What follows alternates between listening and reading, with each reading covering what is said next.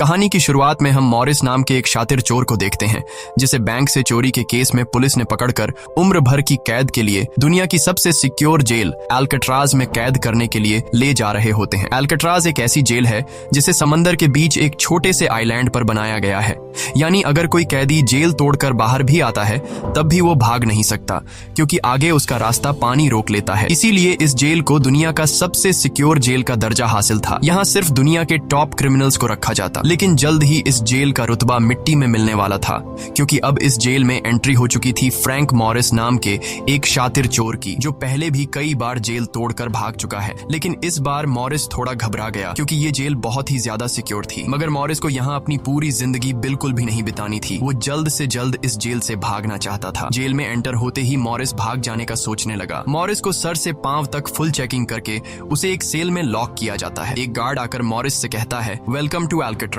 और यहाँ से होती है असली कहानी शुरू। तभी अचानक एक बेल बजती है और सभी सेल के गेट्स ऑटोमेटिकली खुल जाते हैं। अफसर कैदियों को बाहर बुलाते हैं। इस जेल का डिसिप्लिन भी बहुत सख्त है। कैदियों को साफ सफाई और अपने टाइम पर सेल में जाने के रूल्स को फॉलो करना होता है। सब एक जैसा यूनिफॉर्म पहनकर लाइन में ब्रेकफास्ट खाने आ जाते हैं। मॉरिस के सामने लिटमस नाम का एक कैदी होता है। मॉरिस पूछता है कि मुझे तो कांटा ही नहीं मिला, अब मैं नूडल्स कैसे खाऊंगा। लिटमस उसे कहता है, अबे ये तेरा घर नहीं है, जो तुझे मिला है उसे चुपचाप खा ले। तभी वुल्फ नाम का एक खतरनाक कैदी मॉरिस को चिढ़ाने लग जाता है। वुल्फ से जेल में हर एक कैदी तंग था। वो यहाँ हर एक कैदी पर अपनी मनमानी चलाता था और उस पर बलात्कार के ढेर सारे केस भी हैं। इस जेल में एक से बढ़कर एक खतरनाक कैदी रखे जाते हैं। यहाँ लिटमस मॉरिस से थोड़ा खाना मांगता है और इस दौरान मॉरिस उसे अपनी प्लेट दे देता है। जब मॉरिस टेबल के नीचे से देखता है तो उसे पता चलता है कि लिटमस खुद खाना नहीं खा रहा बल्कि वो चूहे को दे रहा है। रात को एक गार्ड मॉरिस को वार्डन के पास लेके जाता है। जब मॉरिस वार्डन के ऑफिस में पहुंचता है तो वार्डन मॉरिस से कहता है कि मैं जानता हूं कि तुम बहुत ही शार्प माइंड हो और बहुत इंटेलिजेंट भी हो, लेकिन वो सब यहाँ किस काम का, क्योंकि तुम्हारे जैसे यहाँ कितने आए और गए पर यहाँ से कोई बच नहीं पाया। यहाँ कैदी बहुत ही स्ट्रिक्ट रूल्स फॉलो करते हैं। 2 महीने में एक बार ही कोई तुमसे मिलने आ सकता है और वो भी तब अगर मेरा मूड अच्छा हो। वार्डन बहुत ही सख्त इंसान है जो जरा सी गलती पर भी कैदियों को बहुत ही स्ट्रिक्ट पनिशमेंट देता है। वार्डन कहता है, यहाँ से भागने का सोचना भी मत, नहीं तो तुम्हारे टुकड़े टुकड़े कर दिए जाएंगे। जिस पर मॉरिस जवाब देता है, नहीं सर, आपके होते हुए यहाँ से कौन भागने का सोच सकता है। लेकिन असल में पहले दिन से ही मॉरिस के दिमाग में यहाँ से भागने की प्लानिंग शुरू हो चुकी थी। इस दौरान मॉरिस मौका देखते ही वार्डन का नेल कटर चुरा लेता है, जो वैसे तो बहुत ही छोटी सी चीज थी, पर मॉरिस को पता था कि अल्काट्राज जैसे जेल में इस छोटे से नेल कटर से भी बहुत बड़ा काम लिया जा सकता है। मॉरिस वापस सेल में आते ही इस नेल कटर को बाइबल में छुपा देता है। अगले दिन बाथरूम में वुल्फ फिर मॉरिस को परेशान करने लगता है, पर इस बार मॉरिस उसे छोड़ने वाला नहीं था। अब मॉरिस अपना असली रूप दिखाता है और उसे पकड़कर उसकी खूब धुलाई करता है। वुल्फ को पीटने के बाद अब मॉरिस का पूरे जेल में एक अलग रुतबा बन गया। हर कोई मॉरिस से डरने लगा। इसके बाद मॉरिस को लाइब्रेरी में काम दिया जाता है। वहाँ इंग्लिश नाम के एक आदमी से उसकी मुलाकात हो जाती है। वो इस जेल का सीनियर कैदी है। इंग्लिश को भी 2 आदमियों के कत्ल की वजह से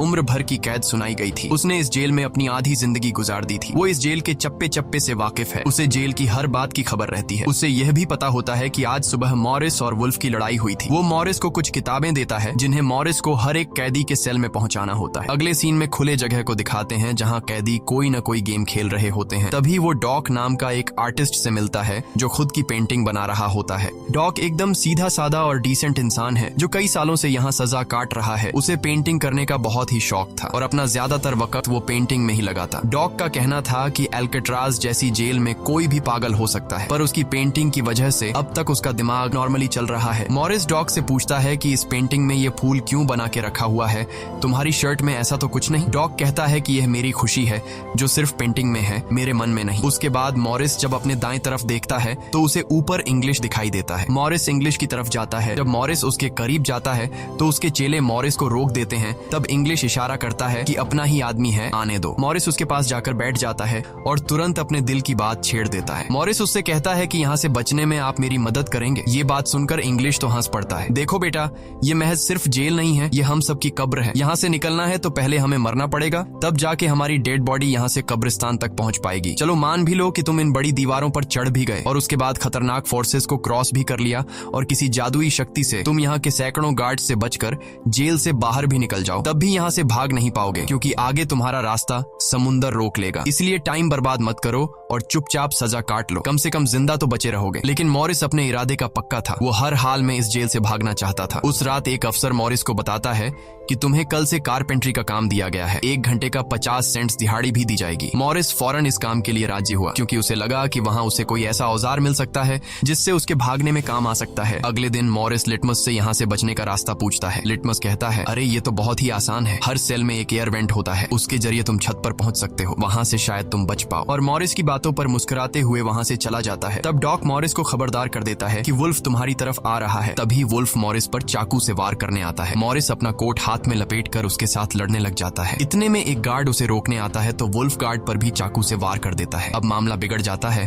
और वॉच टावर का गार्ड शूट करने लगता है। तब जाकर मॉरिस और वुल्फ लड़ना बंद करते हैं। मॉरिस को पता नहीं था कि वॉच टावर पर भी एक गार्ड है। वो अब एक एक करके इस जेल की हर बात को नोटिस करने लग जाता है। मॉरिस और वुल्फ को गार्ड्स डी ब्लॉक में ले जाते हैं जहां रात भर कैदियों को अंधेरे में रखकर टॉर्चर किया जाता है। ये एक ऐसा सेल था जहां कोई भी कैदी नहीं जाना चाहता था। जाने से पहले वुल्फ मॉरिस को धमकाता है कि बेटा तेरी मौत तो मेरे हाथों होगी। उस रात मॉरिस को तरह तरह के टॉर्चर्स सहने पड़ जाते हैं जिससे उसकी हालत काफी खराब हो जाती है। 2 हफ्ते तक इस अंधेरे वाले सेल में रहने के बाद उसे वापस उसके सेल में लेके आते हैं जहां लिटमस अपने पालतू चूहे से मॉरिस को एक नोट भेजता है जिसमें लिखा होता है, वेलकम बैक मॉरिस। एक दिन चार्ली नाम का एक नया कैदी आता है जिसे मॉरिस के पास वाले सेल में रखा जाता है। मॉरिस और चार्ली में जल्दी दोस्ती हो जाती है। मॉरिस फिर उसे अपने दूसरे दोस्तों से भी मिलवाता है। उसी समय वार्डन बिना किसी को बताए हर एक कैदी के सेल को चेक करता है। जब वो डॉग के सेल में जाता है तो डॉग के सेल में उसके बनाए हुए कई पेंटिंग्स होते हैं। वार्डन हैरान रह जाता है कि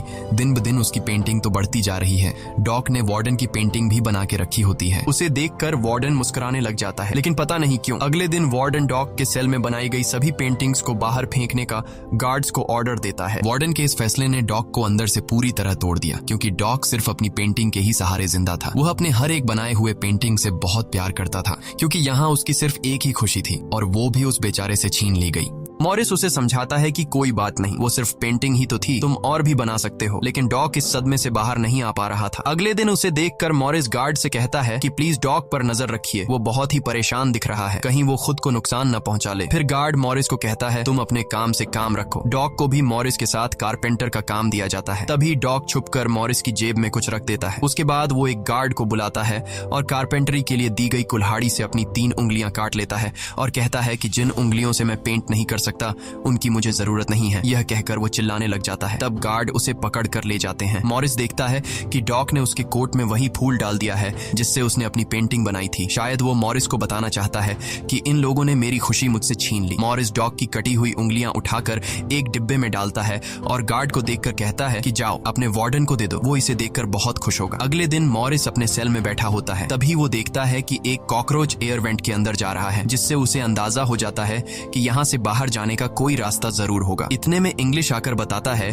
कि डॉग ने खुद की उंगलियां इसलिए काटी क्योंकि उसे पेंटिंग करने की परमिशन रद्द कर दी गई थी, इसीलिए उसने तंग होकर अपनी उंगलियां काट ली। यह जानकर मॉरिस को बहुत गुस्सा आता है। अगले दिन डाइनिंग हॉल में वार्डन मॉरिस से पूछता है कि तुम इस डॉग को इतना सपोर्ट क्यों कर रहे हो। वह कहता है ऐसा कुछ नहीं है। ये कहकर मॉरिस वापस टेबल पर जाकर बैठ जाता है। वहाँ उसकी मुलाकात 2 भाइयों जॉन और क्लैरेंस से होती है, पर मॉरिस उनसे ऐसे बात करता है जैसे वह उन्हें पहले से जानता हो। जॉन और क्लैरेंस दरअसल ये दोनों किसी और जेल में मॉरिस के गैंग में थे। जॉन को अब जेल से भागने का काम आसान लगने लगा क्योंकि ये दोनों भाई मॉरिस की तरह शार्प माइंड थे और अब ये तीनों जेल से भागने की प्लानिंग करने लगे। दोपहर को चार्ली की गर्लफ्रेंड उससे मिलने आती है। दूसरी तरफ इंग्लिश की बेटी उससे मिलने आई होती है। इंग्लिश अपनी बेटी को देखते ही उसकी आंखों में आंसू आ जाते हैं क्योंकि उसकी बेटी उसकी गैर मौजूदगी में काफी बड़ी हो चुकी थी और इंग्लिश को अपनी बेटी का बचपन न देख पाने का बहुत अफसोस था। दूसरी तरफ चार्ली को उसकी वाइफ बताती है कि तुम्हारी माँ बहुत बीमार है और डॉक्टर कहते हैं कि वह 1-2 महीनों से ज्यादा नहीं बच पाएंगी। ये बात सुनकर अब चार्ली भी अल्काट्राज से भागने का सोचने लगता है और इतने में गार्ड आकर कहता है कि बात करने का समय खत्म हो चुका है। अब चार्ली बहुत परेशान होता है। वह उस रात मॉरिस से कहता है कि अगर तुम यहाँ से भागने का प्लान बनाओ तो मुझे भी शामिल कर लेना। अगले दिन मॉरिस, चार्ली, जॉन और क्लैरेंस की मीटिंग होती है। तब मॉरिस उन्हें बताता है कि हर सेल का एयर वेंट ऊपर छत पर खुलता है और दूसरी बात ये कि ये जगह खारे पानी से भरे समुद्र के बीच है जिसकी वजह से दीवारें कमजोर हो गई हैं। मेरे पास एक नेल कटर है और मैंने खुदाई पहले से शुरू भी कर दी है। अगर मैं थोड़ा थोड़ा करके खोदूं और एक छोटा सा टनल बनाकर छत पर पहुंच जाऊं तो इस जगह की जांच करने के बाद पता चल जाएगा कि यहाँ से कैसे भागा जा सकता है। जॉन पूछता है कि रात को अगर गार्ड्स को पता चल गया कि तुम अपने सेल में नहीं हो तो उन्हें शक नहीं होगा क्या? तभी क्लैरेंस बताता है कि इस मसले का हल मेरे पास है। वो कहता है कि यहाँ मेरे पहचान का एक बार्बर है जो कैदियों के बाल काटता है। वह हमें बाल सप्लाई कर सकता है और उसे यूज करके हम एक डमी हेड बनाकर उसे बेड पर लिटा देंगे, जिसके बाद अगर हम दीवार की सुरंग से निकलकर ऊपर छत पर भी होंगे तब गार्ड्स को शक नहीं होगा, क्योंकि हमारे सेल के बेड पर नकली सिर रखे होंगे। पर बात अभी भी वहीं अटकी हुई थी कि जेल से तो निकल जाएंगे, लेकिन समुद्र का पानी कैसे पार करेंगे? मॉरिस जॉन से कहता है, देखो इसमें मुझे तुम्हारी मदद की जरूरत पड़ेगी। तुम तो क्लोजिंग डिपार्टमेंट में काम करते हो, वहां तुम्हें उन पुलिस अफसरों के लिए बनाए गए रेनकोट्स मिल जाएंगे, तो तुम कुछ रेनकोट्स चुरा कर मुझे दे देना। हम उससे एक ट्यूब बोट और लाइफ जैकेट बनाकर समुद्र को पार कर सकते हैं। यहाँ चार्ली कहता है, भाई मुझे भी कोई काम दो, मैं भी तुम लोगों की मदद करना चाहता हूँ। मॉरिस चार्ली से कहता है कि जब मैं वेंटिलेशन की जाली खोदूं तो तुम पहरा देना ताकि कोई गार्ड हमें देख न ले, और जब तुम खोदोगे तब मैं पहरा दूंगा। मॉरिस का प्लान सभी को पसंद आता है और उसी रात में काम शुरू कर देते हैं, लेकिन दीवार खोदने के लिए नेल कटर बहुत छोटा था, जिसे चलाने में मॉरिस को बहुत जोर लगाना पड़ता और मॉरिस को दीवार खोदने में काफी मुश्किल हो रही थी। उसके हाथ में कहीं छोटे भी आई, लेकिन वो धीरे धीरे उस होल को खोदने लगता है। अगले दिन वो खाने के टेबल पर अपने दोस्तों से कहता है कि मुझे खुदाई के लिए एक बड़े औजार की जरूरत है, नेल कटर से दीवार खुरेदना बहुत मुश्किल हो रहा है। तभी मॉरिस ने अपने हाथ में चम्मच को देखते हुए उसके दिमाग में एक आइडिया आया। वो जानबूझकर चम्मच को अपने जूते पर घिसकर उसे गंदा कर देता है। उसके बाद मॉरिस ने गार्ड को बुलाया और कहा कि ये चम्मच गंदा है, मुझे दूसरा चम्मच दो। बाकी लोगों ने भी गार्ड से उनका चम्मच बदलने की रिक्वेस्ट की। गार्ड को इसमें कोई गड़बड़ नहीं लगी और उसने फौरन चम्मच बदलने की इजाजत दे दी, जिसके बाद वह सीधा टेबल की तरफ बढ़ता है जहां एक और सिक्योरिटी गार्ड सीट पर बैठा होता है। पर जैसे ही वह टेबल पर रखे हुए चम्मच बदलने लगता है तो जॉन ने वहां मौजूद गार्ड को बातों में उलझा लिया, जिसका फायदा उठाते हुए मॉरिस ने एक के बजाय 2 चम्मच उठा लिए और एक को जेब में छुपाकर रख दिया, जिसके बाद वह सीधा अपने सेल में चला जाता है। रात को इंग्लिश उसे बुक देने आता है तो मॉरिस पूछता है कि क्या यहाँ पर वेल्डिंग करने वाला कोई इक्विपमेंट मिलेगा? इंग्लिश समझ जाता है कि मॉरिस के सिर पर अब भी जेल से भाग निकलने का भूत सवार है। वह कहता है कि मैं तुम्हें पहले भी बता चुका हूँ कि तुम्हारी कोशिश बेकार हो जाएगी, क्योंकि तुम पकड़े जाओगे और शायद अपनी जान भी गंवा दोगे। इतने सालों में मुझे कभी भागने का ख्याल नहीं आया, क्योंकि मैं जानता हूँ ये इम्पॉसिबल है, लेकिन तुम जिद्दी हो तो मैं क्या कर सकता हूँ, करो कोशिश। लेकिन मॉरिस को उसकी वार्निंग का कोई फर्क नहीं पड़ता। वह अगले दिन लिटमस से माचिस मांगता है और कहता है कि अगर आप मेरी मदद करेंगे तो मैं आपके चूहे को अपने हिस्से का खाना हर रोज दूंगा। लिटमस खुश होकर ये डील मान जाता है, क्योंकि लिटमस को चूहा बहुत पसंद था। उसी रात लिटमस मॉरिस को अपने माचिस पास कराता है। मॉरिस नेल कटर के एक हैंडल को निकालता है जिससे वह एक छोटा सा बेलचा बनाने जा रहा होता है। फिर वह चम्मच को तोड़कर नेल कटर की हैंडल से जोड़ लेता है। फिर माचिस चलाकर दोनों को अच्छी तरह से वेल्ड करके एक नुकीला औजार तैयार कर लेता है। बस फिर क्या था, वो वेंट के चारों ओर खुदाई शुरू करता है। चार्ली पहरा देता है। अगर कोई गार्ड उस तरफ आया तो वह तुरंत सीटी मारकर मॉरिस को सिग्नल देगा, पर पहरा देते देते चार्ली की आंख लग जाती है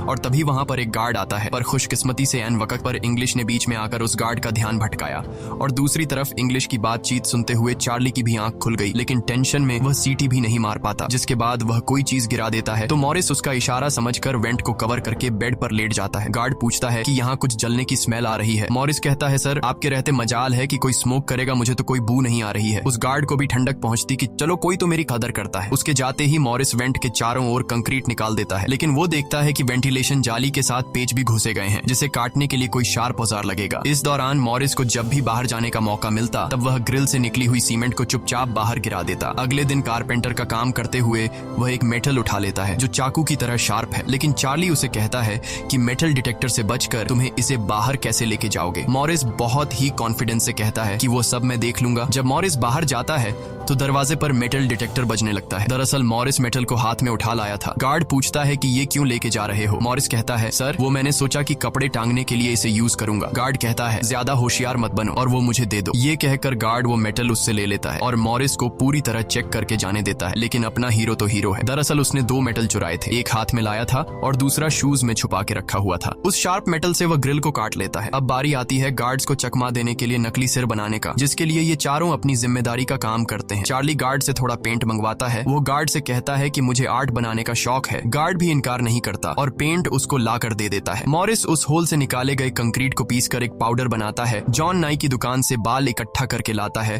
और क्लैरेंस लाइब्रेरी से पुरानी किताबें इकट्ठा कर लेता है। सारा सामान इकट्ठा होने के बाद मॉरिस पानी और पुराने मैगजीन का इस्तेमाल करके एक डमी सिर बनाने लगता है, जिसके ऊपर पेंट और नकली बाल लगाकर बिल्कुल रियल दिखने वाला एक नकली सिर तैयार कर लेता है। साथ ही साथ मॉरिस ने अपने प्लान को और मजबूत करने के लिए नकली कार्डबोर्ड बनाए, जिससे कोई शक नहीं कर पाएगा कि सामने की दीवार में किसी ने सुरंग बनाई है। एक रात मॉरिस ने अकेले ही ऊपर जाने का फैसला किया, जिसके लिए उसने अपनी बनाई गई बड़ी नकली खोपड़ी को बेड पर रखा और उसे गर्दन तक कंबल से ढक लिया, जिसके बाद वह नकली कार्डबोर्ड लेकर सुरंग से बाहर निकल आता है। वहां मॉरिस पाइप्स को पकड़कर धीरे धीरे ऊपर छत पर चढ़ जाता है। दूसरी तरफ चार्ली बाहर पहरा दे रहा होता है। छत पर पहुंचने के बाद मॉरिस देखता है कि वहां ऊपर एक लोहे का ग्रिल है जिस तक वह कूद कर भी नहीं पहुंच पाता। इसी बीच एक गार्ड आता है और चार्ली से पूछता है कि इतनी देर रात तक तुम पेंट क्यों कर रहे हो और तुम्हारा दोस्त मॉरिस आज इतनी जल्दी क्यों सो गया। चार्ली कहता है कि जी सर, आज मॉरिस कारपेंट्री का काम करते हुए थक गया था, इसलिए वह जल्दी सो गया। तभी अचानक गार्ड के हाथ से उसकी लाठी नीचे गिर जाती है। उसे उठाते हुए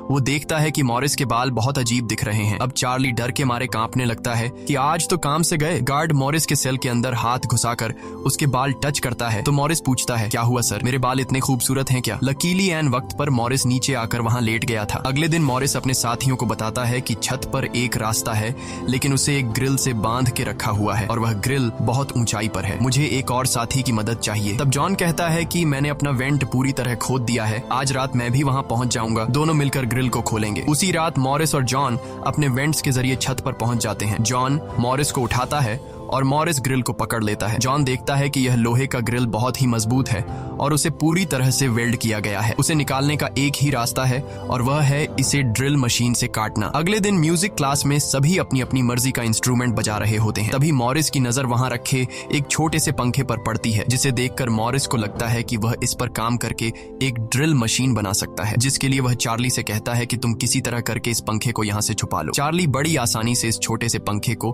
अपने इंस्ट्रूमेंट बॉक्स में छुपाकर रख देता है। जब चार्ली बाहर आता है तो गार्ड्स उसके इंस्ट्रूमेंट बॉक्स को चेक भी करते हैं, लेकिन उन्हें पंखा नहीं नजर आता और चार्ली को जाने दिया जाता है। वह पंखा जैसे ही मॉरिस के हाथ लगता है तो मॉरिस उस पर काम करना शुरू कर देता है और कई घंटों बाद मॉरिस उस पंखे से एक ड्रिल मशीन तैयार कर लेता है। उस रात मॉरिस और चार्ली छत पर चढ़कर उस लोहे की रोड को ड्रिल मशीन से काटने लग जाते हैं। ड्रिल मशीन की आवाज काफी तेज थी, जो कि ड्रिल की आवाज को सुनकर गार्ड्स ऊपर आने लगते हैं, लेकिन तब तक मॉरिस ग्रिल का एक रोड काट देता है और ड्रिलिंग की आवाज बंद हो जाती है। ड्रिल की आवाज बंद होने के बाद गार्ड उसे नजरअंदाज करके वापस चला जाता है। अब इन चारों ने भागने के लिए अपने सभी रास्ते खोल दिए थे, जिसके बाद वह मंगलवार की रात को दुनिया की सबसे सिक्योर जेल एल्केट्राज से भागने वाले थे, जिससे आज तक कोई भी नहीं भाग पाया था। अगले दिन फिर उनकी मीटिंग होती है और वह भी मूवी हॉल में, जहां सब मूवी देख रहे होते हैं। मूवी की आवाज के बीच मॉरिस जॉन और क्लैरेंस से पूछता है कि क्या तुम्हारा वेंट तैयार हुआ है और उन रेनकोट्स का क्या हुआ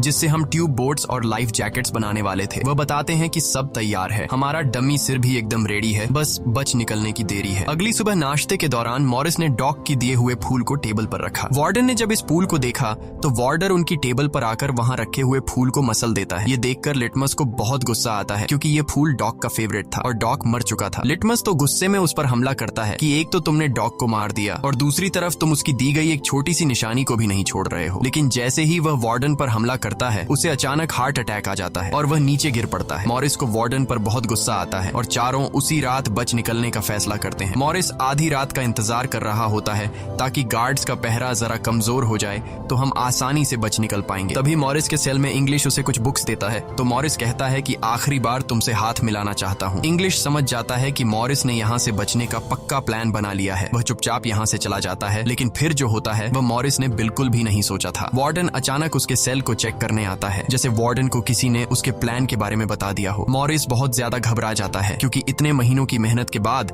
उसकी मेहनत पर पानी फिरने वाला था। वार्डन ने मॉरिस के सेल के हर एक कोने को चेक करने का हुक्म दिया। गार्ड मॉरिस के सेल की हर एक चीज को चेक करता है, लेकिन मॉरिस कोई आम कैदी नहीं था कि उसने कोई छोटा मोटा प्लान बनाया था, बल्कि उसने एकदम साफ और परफेक्ट प्लान बनाया था, जिसे वार्डन तो क्या बल्कि वार्डन का दादा भी नहीं पकड़ सकता था। यहाँ तक कि गार्ड ने जब खास उस जगह से सूटकेस हटाया जहां मॉरिस ने सुरंग करके भागने का रास्ता बनाया था, तो वहां भी मॉरिस नहीं पकड़ा गया, क्योंकि उसने पहले से ही एक नकली कार्डबोर्ड बनाकर दीवार में बिल्कुल बारीकी से फिट कर लिया था। जब वहां कुछ नहीं मिलता तो वार्डन और गार्ड चले जाते हैं, लेकिन गार्ड बताता है कि मॉरिस और चार्ली रात भर बातें करते रहते हैं, मुझे तो दाल में कुछ काला लग रहा है। वार्डन कहता है ठीक है, कल तुम मॉरिस का सेल चेंज कर दो, जिससे वो दोनों न साथ रहेंगे और न ही बात कर पाएंगे। अगले दिन ब्रेकफास्ट के टाइम पर वुल्फ मॉरिस को फिर धमकाता है और मॉरिस से कहता है कि आज रात तुम्हारी आखिरी रात होगी। मॉरिस अपने साथी साथियों से कहता है कि यह गधा ठीक कह रहा है, आज रात यहाँ मेरी आखिरी रात ही होगी। लेकिन दोपहर को ही वुल्फ मॉरिस पर चाकू से वार करने जाता है। तभी इंग्लिश बीच में आकर वुल्फ को पकड़ लेता है। दरअसल इंग्लिश भी मॉरिस की मदद करना चाहता है, वह कामयाब हो या ना हो, लेकिन इंग्लिश मॉरिस के काम में मदद करना चाहता है। उस रात मॉरिस, जॉन, क्लैरेंस और चार्ली ने अपने अपने वेंट के रास्ते से निकलकर ऊपर छत पर मिलने का फैसला किया। यहाँ तो चार्ली अपने साथियों के साथ भागने के लिए राजी हो जाता है, लेकिन फिर जैसे ही वह सेल में पहुंचता है तो उसे घबराहट होने लगती है। सेल में अकेला बैठकर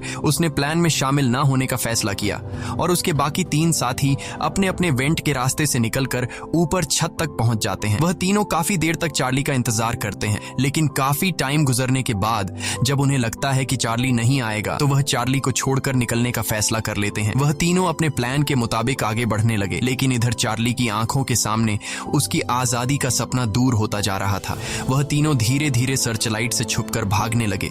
इस तरह से वह छुप छुप कर बिल्डिंग के एंड पर पहुंच जाते हैं। तभी सेल में बैठे चार्ली के दिल में जोश आता है और वह भी भागने का इरादा कर लेता है। वह अपने वेंट के रास्ते से निकलकर ऊपर छत तक पहुंच जाता है, लेकिन अब बहुत देर हो चुकी थी क्योंकि वह अकेला वहां ऊपर के उस दरवाजे तक नहीं पहुंच पा रहा था। यानी उसने अपनी आजादी का मौका डर की वजह से गंवा दिया। दूसरी तरफ वह तीनों छत पर पाइप से लटक कर नीचे जमीन पर आ जाते हैं और टावर में बैठे सिक्योरिटी गार्ड की नजरों से बचते हुए जेल की आखिरी दीवार तक पहुंच जाते हैं और फिर वह तीनों बारी बारी उस फेंस की दीवार पर चढ़कर जेल से बाहर निकल आते हैं। अब वह तीनों तेजी से दौड़ते हुए समंदर के किनारे आ गए। फिर वह तीनों रेनकोट को निकालकर उसमें मुंह के जरिए हवा भरने लग जाते हैं। मुंह से भरने में उन्हें काफी टाइम लग रहा था, लेकिन इसके अलावा उनके पास कोई दूसरा रास्ता नहीं था। इसीलिए वह तीनों अपनी पूरी जान लगाकर जैसे तैसे करके रेनकोट से बनी ट्यूब बोट को आखिरकार फुला देते हैं और बोट को पानी में डाल देते हैं। इस तरह से यह तीनों अल्काट्राज के रुतबे को मट्टी में मिलाते हुए भाग जाते हैं। अगली सुबह एक गार्ड हर सेल को चेक कर रहा होता है। शुरुआत में गार्ड को सब कुछ नॉर्मल दिखाई देता है,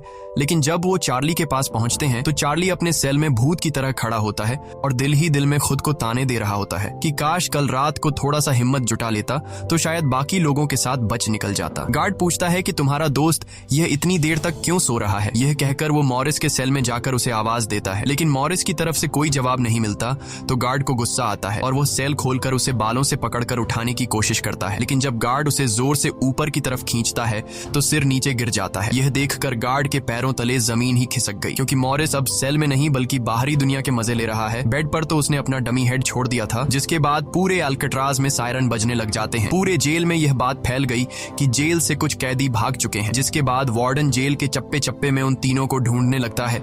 जब वो तीनों जेल के अंदर नहीं मिलते तो वार्डन समुद्र में एक सर्च ऑपरेशन चलाता है। वार्डन को यकीन नहीं होता कि वो तीनों बच निकल गए। उसे लगता है कि जरूर तीनों पानी में मरे होंगे, पर अंदर ही अंदर वार्डन जानता था कि वो तीनों बहुत ही स्ट्रांग थे। उन तीनों ने समुद्र के पानी को पार करके अब आजादी का सांस ले रहे होंगे। वार्डन से हेडक्वार्टर के अफसर सवाल पे सवाल उठा रहे होते हैं, तुम क्या सो रहे थे जब वो तीनों बच निकले। वार्डन बहुत ही टेंशन में होता है, लेकिन तभी वहां पर वार्डन को डॉग का वही फेवरेट फूल मिलता है। इसका मतलब ये था कि मॉरिस वार्डन से डॉग का बदला भी लेना चाहता था। तब सर्च टीम का हेड आकर बताता है कि सर, हर तरफ सर्च हो चुका है, लेकिन उनकी बॉडीज नहीं मिली। अब वार्डन अपनी नौकरी और खुद की इमेज बचाने के लिए उसे कहता है कि जैसा मैं कहता हूँ वैसे रिपोर्ट लिखो कि उन तीनों ने बचने की कोशिश की, लेकिन वो तीनों पानी में डूबकर मर गए। लेकिन वॉल्टन की इस बात पर किसी को भी भरोसा नहीं हुआ, जिसके बाद मॉरिस अल्काट्राज जेल तोड़ने से पूरी दुनिया में जीनियस के नाम से मशहूर हुआ। इस घटना के 1 साल के बाद अल्काट्राज जेल को बंद कर दिया गया, क्योंकि अब इसकी कोई गारंटी नहीं थी कि यहाँ से कोई बच नहीं सकता। इस तरह से सच्ची कहानी पर बनाई गई ये फिल्म खत्म हो जाती है। अगर वीडियो आपको अच्छी लगी हो तो हमारे चैनल को सब्सक्राइब और वीडियो को लाइक जरूर कीजिएगा।